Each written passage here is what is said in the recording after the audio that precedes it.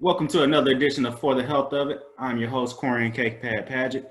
And today I have with me one of my former athletes, former student, Koray Easterling. It's always a pleasure to get one of my former athletes and former students on here. Koray, how you doing, sir? Good, man. How's it going? I'm good. I'm doing quite Thanks well. for having me, brother. I appreciate you coming on, man. So Koray is a soccer player, soccer athlete.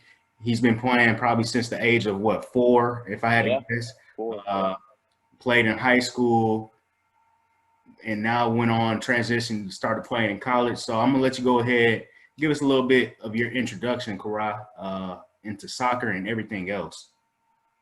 Yeah. Like you said, you guessed right. I started at 4 years old. I was born and raised in Germany. My dad was in the military. He he was stationed in Germany in Frankfurt. Met my mother there, and had myself and my sister. He ended up retiring and staying in the country.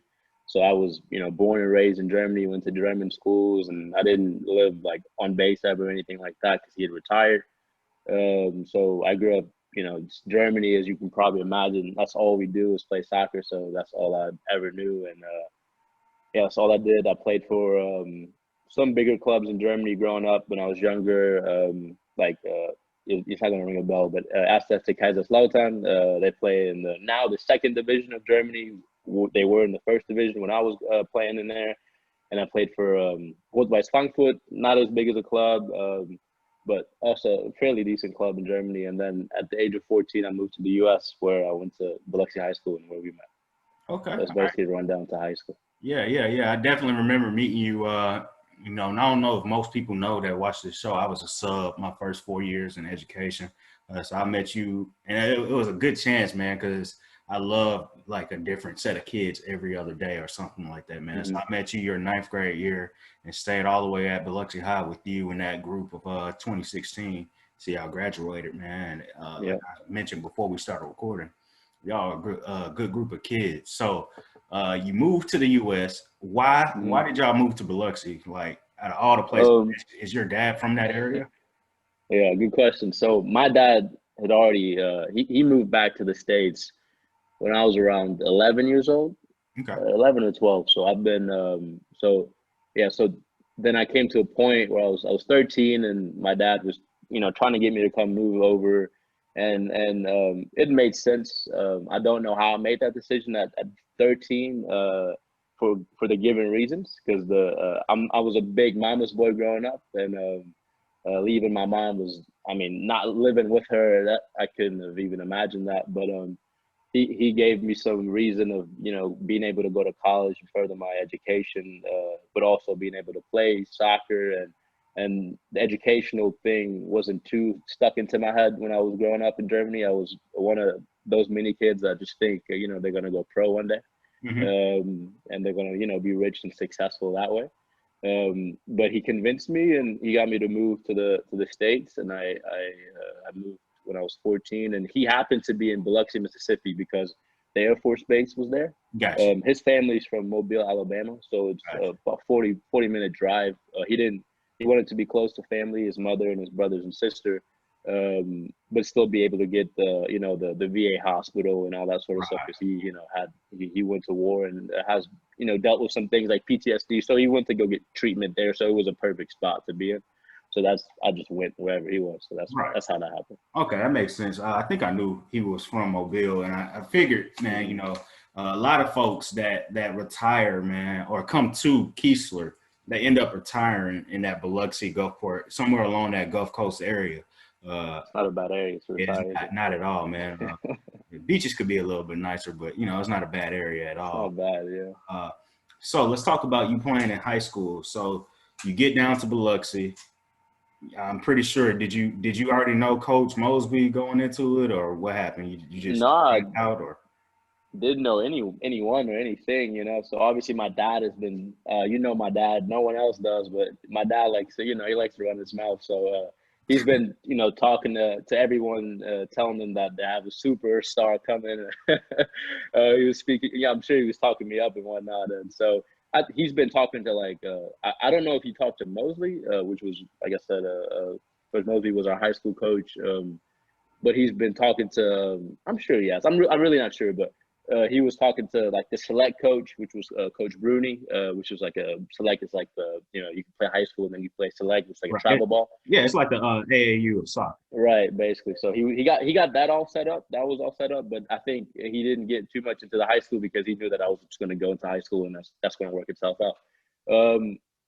But yeah, high school ball. I got into there. What was your question? I know you asked how I got Oh, into it, but no, yeah, we didn't. I don't think we spoke to Mosby though. No, okay, but okay. everyone knew. I think that someone was coming. Got you. So Like I let me said, ask 'cause you this: he runs his mouth. when you got there and you found out soccer tryouts, like you get your first day at Biloxi High, you're like, all right, I want to play soccer. And whatever day is soccer tryouts, you go to soccer tryouts. How was your first day at soccer tryouts or whatever that is? I don't even know if you know this, man, but it wasn't how you would think it would have went. Do you know this at all? Huh? Do you know the story of like what kind of happened during this? No, No, you not at don't know. all. Yeah. So I struggled. I struggled a lot, and you wouldn't have thought that. I didn't think that. I thought I was going to come here and blow everyone away, but I struggled a bit. I had a hard time making the high school team.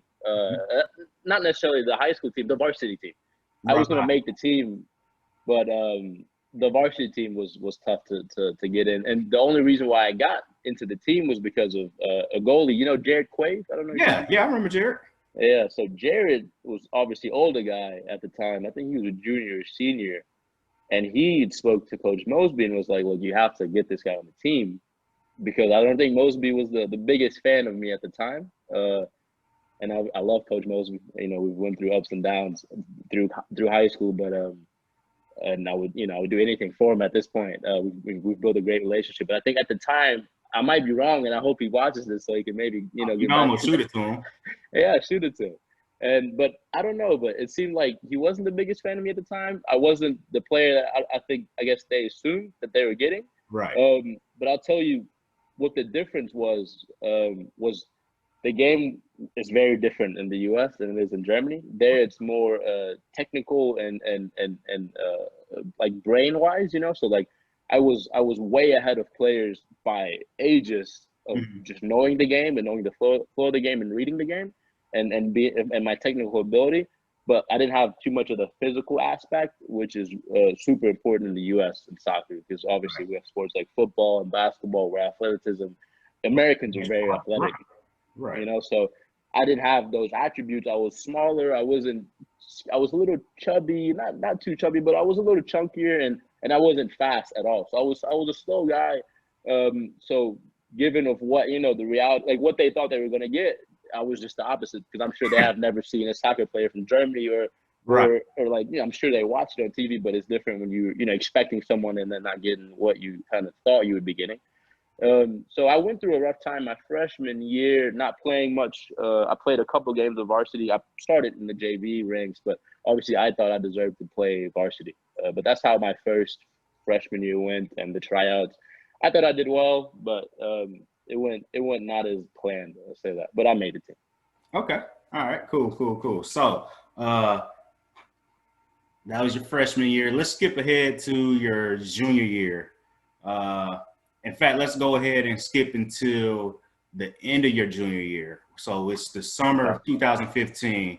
I want you to talk to me about when you had to try out or whatever happened, the situation you had with Manchester City. Oh man, So yeah. tell me how you got how was it introduced, the opportunity, and then how the experience went, and then what it was like over there and coming back. Yeah, that was crazy. My game changed a lot in those 2 years because I had obviously the attributes that I was talking about, just of knowing the game and having the IQ of the game, which is more important than having the physical attributes because you can outsmart someone. Then it doesn't matter if you're slower or faster or smaller or big. But in those 2 years, I was in the gym a lot. My dad had me, pumping those, the weights as you see him like this, man. Yeah. Right. He walks around like that. So I got stronger. I grew in height and I got faster. My my 40-yard dash went up from, you won't believe this, a 5.5 in the 40-yard dash from my freshman year to a 4.6 to my junior year, let's say Right. about no, my sophomore year. So at the end of high school, I was about going into college, I was about at a 4.5, closer to 4.4. But you know, I've grown in all those physical attributes that the American game had. So going into my junior year, my dad did a lot behind the scenes and always tried to find, you know, the best opportunities for me. And he got in contact with a lot of people trying to see, you know, what's next for me. I tried to avoid the college route because the professional route was the way that I wanted to go, and that we decided was, you know, what we are looking for at the time. So he contacted some people, and we got in touch with several people, and a guy from England got me into the door of Manchester City, which is if some viewers are soccer fans, they'll know it's the biggest growing club at the moment. Have a ton of money, and one of the biggest clubs in the world right now with Pep Guardiola coaching and having some of the best players. So I was 17 years old at the time, went over the summer to Manchester, flew there, and they flew me. Well, we paid, of course, NCAA rules. I mean, it doesn't matter now because I'm not in NCAA, Right. but you know, we went, got everything set up, and I went by myself, stayed in the housing that they have, and it's amazing. I mean, you can't even imagine what they have as a setup. It's unreal. Like everyone needs to go and just tour the facility because it's top notch for all for the kids to the pros, and everyone is in the same building. So you got to think of it as a round building. It's split in half. So you have the pro side, and then you have the academy / women's side, and then you have a bunch of soccer fields around. So it was, Nice. I mean, it was brand new facility. It was amazing. The room that I stayed in was like a hotel basically, and it was like, I know all the players would kind of, you know, like brag about it and be like, guess how much your bed costs? And I'm like, I don't know. It's like bed, like your mattress is $10,000. And I was like, oh, well, pounds. And I was like, oh, wow. And I mean, the room was like flat screen TV, bed, like open glass shower, like, So and did just y'all had, have you a know, roommate, or it was just no, I had my own room. It was like a what hotel. the Like, I world, mean, man? And you were basically yeah, a tryout player. right. I was just on tryout, and some of the kids that were foreigners stayed there. Right. Some kids that were foreigners have bought houses that because they bring their families if they want to come. So I stayed with some of the guys and I've made friends with guys that are now. I watch them on TV, so Right. it's amazing to see that. But yeah, so it was. I mean, it was beautiful. We got all the, you know, PlayStations and ping pong we'd play, and and pool, and we'd. I mean, it was amazing, and it was you know, they gave me a calendar and a bunch, like a folder with, like, you know, what we're doing and how everything was just organized as it can be. There was the first day of practice. There was, I think, and it was so confusing for me, obviously not seeing this ever. I played for a bigger club growing up, but I wasn't at, you know, at this stage of age where it's different, where you're 17, 18, where now they're coming into factoring, you know, if you're going to go pro, if you're going to stay here, or go out to go somewhere else. So Right. competition is a bit different, and you're getting more doctors and more thing like nutrition. Everything is just, you know, amped up by a ton. And there it was like something I've never seen. And for instance, at practice, there's like, you have your coach, you have your head coach, your assistant coach, you have your goalkeeper coach, and that's like normal. You have like three coaches. Like from what I've seen, it's like you have like three, and then you have like your physical therapist or like your doctor that's like on set. You know, like you have someone there that's like for the medical side of things, but that's like four. You know, it's like usually like four people that are there, maybe five with like the water people. It's not football. You know, we don't have 80 people out there. Right. But this time it was like the doctor, the physio. We had someone in charge of warming us up. We had someone in charge of, well, he did the cool down as well. We had I don't know if I mentioned a doctor, but there was at least one or two doctors, one or two physical therapists that will, you know, roll you out and stretch you, and then there were multiple coaches always watching, either from like the team above or the team below. So there's like 20 people always watching your trainings. And it was just like, I mean, a little intimidating. It's like, who are all these people watching? You know, it's like, Right. it's Right. crazy of like just the environment. So yeah, that's how that happened. And it was a dream. We got to go, I got to go to preseason with the team as well. So we went to Spain. So we went to Spain for a week, and it was, I mean, I can send you pictures. I don't know if you've seen some of them. I still have them, luckily. And I'll keep it for the rest of my life. I'll show my kids. Hopefully if I have some. But Right. yeah, like we were on like a chartered private jet going to Spain for a week and stayed at this beautiful hotel where everything was just, I mean, catered for us. We went to go, get massages and train. Obviously, we were doing a lot of training, and in between all these nice things, we're doing a lot of training, a lot of rehab, and a lot of just getting our bodies right and just working very hard. So gym sessions are included and all that, but it's very specific and it's very organized. Yeah, it was amazing. I think I could talk for hours about this, but I think Okay. I'll tell you the coolest part about it all was one day before every training session we would meet in a room where we'd go over what we're gonna do today, and obviously it was very intimidating for me from day one. Right. I was in there with people that are worth millions of dollars and they're 17, 18 years old because I could So look these. let me interject. Were you I think at the time, this is what, 2015. So was that the dude from Brazil? Was he on that team? I think they called him the Hulk or something like that. No, Hulk didn't play for Manchester City. No. Oh shoot. Oh, my bad. No, Hulk didn't. Hulk plays in China right now, but he didn't play for Manchester City. Okay. But let's see, how much soccer do you know? If I name some, Mhm. on the first team. So obviously, I didn't practice with the. Let me make that clear. I didn't practice with the first professional team. I practiced with the under 18s. Got you. So it was like I was 17, so it was under 18s, and if I were to get signed, I would have to get signed for the under 23. So that's the next team. It's the second team, and it's Okay. what they call the under 23. So anyone from 23 years old or below is on this team.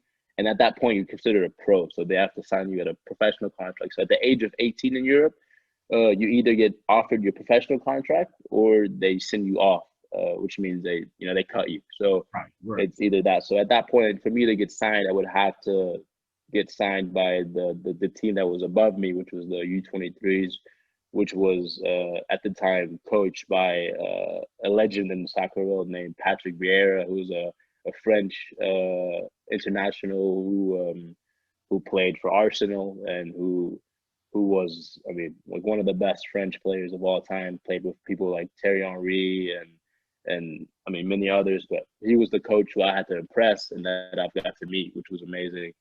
Um, but yeah, so I don't know, like, like Aguero, do you know who that is? I'm sure that name maybe. Don't embarrass me on my own show, man. I hear you. No, but I understand, man. I understand. uh, okay, but let's jump forward a little bit, man. So when did you find out like you weren't gonna make the cut? Like, how did that go? Yeah. So at the end of, I was there for 4 weeks, so it was a long time. We went to, I spent like we spent 2 weeks in England, and I went to Spain for a week, and then we came back for a weekend in England, and they brought me in to the office with the two coaches, and they told me that they wouldn't sign me here, and that I should seek to try, and they believe that I can play in the second division, which is called the Championship of England. And we went on to do that, and I went to a team in Nottingham Forest, is in the second division of England, and I had about 4 or 5 days there, which was a different experience. It wasn't as rich as Man City, so I showed up there, and I was like, "Whoa, what is going on?" Because I got picked up in a guy in a suit at Manchester City, and then I got picked up by like a guy in a training, wearing his team colors, which is fine, but like in a different car. It wasn't like a souped up Mercedes Benz. It was like a little bit of different car. And then I stayed in like in a housing facility that wasn't luxurious, and so it was a different world. I didn't get signed by them either. I believe I should have been. I played really well, and the players believe that I should have been too. But kind of it's whatever is a fit is a fit, and I wasn't a fit. So then I got sent home by them as well, and then I came back to the States. But Okay. I'll tell you, the coolest moment, I think, definitely the coolest moment was on a day where we were training. It was at Manchester, and my idol, me being a center back, which is a defender, my idol was a guy named Vincent Company, and it still is a big guy from Belgium, and he played for the club at the time. He doesn't play there now; he's retired. But we were walking out to training, and before training, the coaches told us that the first team is going to be training next to us today. So to let the players know, because obviously it's a great opportunity for the Hey, coach. that's who I was thinking, man. I called the wrong name. Vincent Company. That's exactly who I was Oh, thinking of, though. Yeah, yeah. yeah. No, so I did. Yeah, I got to see him, and this story is actually really cool. What I'm about to tell you. Um, so the coach tells us that we're going to be training next to the first team, and obviously telling the guys, show out, because the coach will be watching us practice instead of them because they're having a slow day. And so their coach at the time was Pellegrini, I believe. Don't quote me. But so we're walking out to the training facilities, and again, it's split. So we're coming from a different side, and they're coming out of this side. And I'm walking out by myself. I think some of the guys are behind me, and all of a sudden I'm like, look up, because I was looking down at the time to see where I need to go. And Vincent Company and I think Fernandinho at the time step out right in front of me. So they're walking. I mean, they're like a step in front of me because they're in the field next to us. And I look up and I'm like, holy crap. It's like, wow, like I didn't know what to. I mean, I wasn't gonna say anything. Of course, I wasn't gonna fanboy at practice. Right, right. I'm here. I'm supposed to be here type deal. I'm not gonna say anything. So I just walked behind them and kept on going, because we were going to the same spot basically. And the cameras were everywhere, and I was just like, wow. I mean, I'm too. And by the way, the first thing I said was, how big are these guys? Like, Right. how am I supposed to play? How would I compete with these guys? Are 6'4" big dudes, and it was amazing. It was a dream come true just to be able to see them that close. I mean, it was like I could have touched them. So it was awesome. That's what's up, man. So you get back to the States, man. It's your senior year. Hmm. It didn't go the way you wanted. So when did you find out that you were going to Tulsa? Okay. Obviously, now I got a lot of hype on my belt. I came back. I've been on the news several times now. Everyone's expecting a lot, which is fine. I wasn't, I was okay with that. I like that. But then, man, me trying to go pro, Mhm. um, I didn't really look into college that much at the time, my junior year, and I didn't really, it wasn't a focus. I was trying to go past that. So my college recruiting was a bit off. It was late. It was weird. Didn't have the best grades, I'll tell you. Screwed me over. It ended up turning off, working really well because Tulsa worked with me.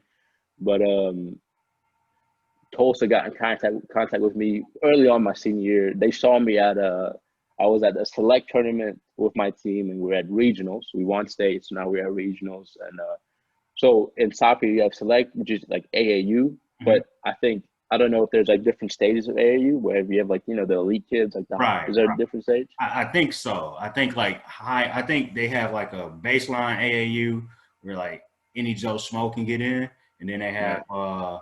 like that Nike camp, the Reebok, or not a Reebok, but Adidas and Under Armour. I think they, only certain ones get invited here.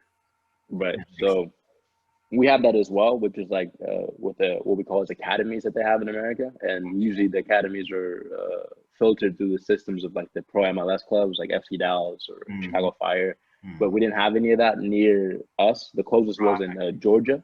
Mm-hmm. So I actually went to Georgia and tried out for at the time was Georgia United, now Atlanta FC, Yeah.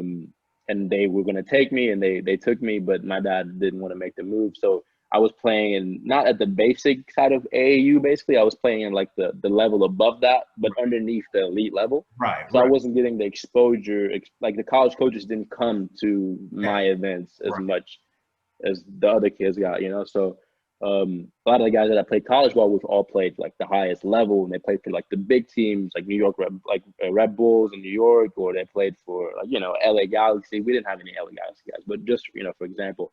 So when I went to regionals, it's like the biggest event where some of those college coaches still go, but Mm-hmm. most of them don't, just because it's not the highest level, but it's still like maybe they could find something. So I had a really good weekend. I played really well. I had scored a couple of goals, and we played against Georgia United, actually the team that I was supposed to play on, and they had a lot of recruits that were supposed to be like big time, and I played very well, defended very well, and shut down some of those guys. So after that, Tulsa happened to watch that game, and they got in contact with my coach, and then then my dad, and then that's how that happened. So I think we were in contact for a year. I didn't know what I was going to do. I was in contact I was in contact with several schools at the time, but then I think like late, I was the last signing of Tulsa. So until going to into summer camp, I signed like 2 weeks before summer camp started. Oh, nice. I was really late. And they had wanted me. It was just kind of on my side of things. I was really late. So there was just, we didn't know what we were gonna do, and ended up being a good decision. So amazing decision. All right. You also ran track your senior year too, man. We was trying to win one race. It didn't turn out the way we wanted, but you definitely did your thing in track also, man. I don't know about that. No, you did, man. I mean, I can pull up some of your times, man. If I had a research guy, if I had him on, I'd have him pull up some of your times, man. But you had a decent year for track, man. I'm pretty sure you went to South State, right? If not individually, I know you were on the relay team for South State. 4x4. Yeah. See, I knew we got smoked, but hey, man. Hey, looking back, I can say I was not expecting Pearl to be that deep and that good. Oh my God, they came so deep to South State. Like, it was crazy. I don't know if you remember, man, but we had been smoking teams all across the coast. We were good. I mean, we were really good. And then, as the season progresses, you're gonna lose people just based off of, only so many can go on the top 3 events or top 4 events. So we might win a meet, and then, but we lose 2 guys. We might win another meet, then we lose another guy. So we got to South State, and it's like Pearl didn't lose anybody, yo. That tripped me out that we had to go up against them, and they. I'm still facing them now at Jackson, and right. First 2 years up here, I was actually in the same district with them, so I got my head busted a couple of times against them. But we got they're scary. We got something for them coming up, man. Let's talk about running a little short on time, so we're gonna do this as a 2-part. Right. Yeah, I talk too much. No, you good. I want to talk about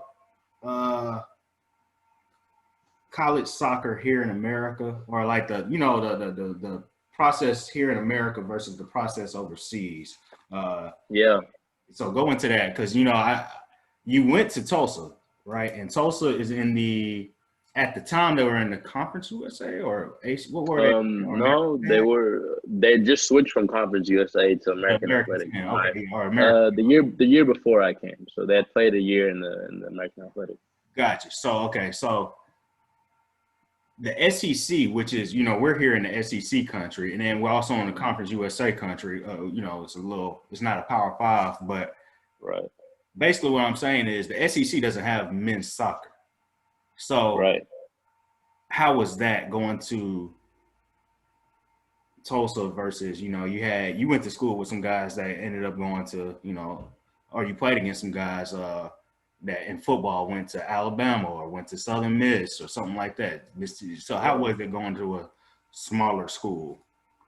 Yeah, I mean, it wasn't coming from Germany, especially. It wasn't like what I wanted to do. I wanted to go to a big school and experience the college life, and obviously not. I mean, I end up having the college life. It was amazing, but just the idea of having a huge school with 60,000 students and whatnot was like what I was imagining. But obviously Tulsa is a private school. I think we had, we're the smallest D1 playing school in Division 1, sports. So we had, I think, 5,000 students, including like online students and whatnot. I know that. So man, let me ask you, man, what is a big school for soccer like? Because Alabama's got one, and there are no SEC soccer schools. So tell me what school is a big? Stanford, huge. You have your Pac-12, your Big Ten. It's really good.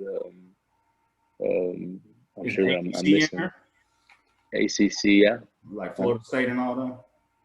Oh, wait, no. Let's see. I don't know who's in the ACC for soccer. All right. I wasn't ever too, too stuck on like the conferences. I never really got into it. But you had your I know the Pac-12 was huge. The Big Ten was really good. You're basically it's everyone up north, Mm-hmm. northeast and west. Everything west was soccer. Wake Forest, North Carolina, Got Clemson, Duke, NC State, great soccer teams. Syracuse, Louisville, Virginia. Um, and there's plenty of more, but those schools are those okay. heavyweights like Alabama and LSU. Okay, that makes sense. That makes sense. Mhm. All right, so compare that to because again I've been overseas like once for a week. Yeah, You lived over there. How old are you? 24, 22. 22. So you lived over there half your life. Uh, Right. compare the developmental scene overseas to here in America. Yeah, I mean it's miles away. Growing up, I think the biggest first issue that here is it was probably someone's dad coaching Mhm. the team. Like whoever has spare time. And the difference in Germany is for you to even coach children, you have to have a license. Gotcha. You have to have studied soccer and got yourself a certification. And to coach higher levels, you have to bump that certification up. So from the beginning, I was getting coaching, and those kids are getting coaching that is from people that actually know the sport. And here is a lot of just parents that maybe played, maybe a lot of times haven't. I Right. might have watched on the weekend, and they sip a beer and they go, let's go play some soccer. So so that's a big difference in the development, and that just oh, I mean, I can go into this. That's a big part. The difference, the price of the sport. I mean, I'm sure, I don't know if you heard, is a huge point. There in Germany, you don't have to pay to play. Right. Like, I Right. mean, it's dirt cheap, maybe like $30, let's say, Wow. compared to here where you're paying like 100. thousands of dollars Wow. plus traveling and Right. hotels. It's insane, but because there you won't be traveling like that. Or if you do, it happens. If like I play for bigger clubs, then things are accommodated. Right. You take a team bus. If Gotcha. there's things that are, and you have a team. The team, the club funds this. Here it's all funded by yourself. So a lot of kids, as to why we're not good at soccer is because the opportunity for people to play in rural areas or people that can't afford it is because they can't afford it. So I've said Got that it. 3 times. Can't afford it. But that's the difference of why soccer is behind in this country, given cost and how expensive it is, and um, the training that the kids are getting, even the ones that are paying a lot of money. Gotcha. Gotcha. Gotcha. Mhm. Man, It's so a big deal. we gonna cut it short, man. But we gonna definitely get you back on because you're nowhere near Yeah, finished telling the rest of your story, man. I So know. just bear with me, and we're gonna bring you back on, Koray. I appreciate you being on with us, Let's man. do it. This has been a episode of For the Health of It. And before I dip out, man, drop your social medias. Okay, yeah. My Instagram is Koray East, so KorayEast. Twitter, the same. You can just type in Koray Easterling, and Koray is Koray, and then my last name is Easterling, like Easter, and then Ling. I don't know what else. I don't blog or anything.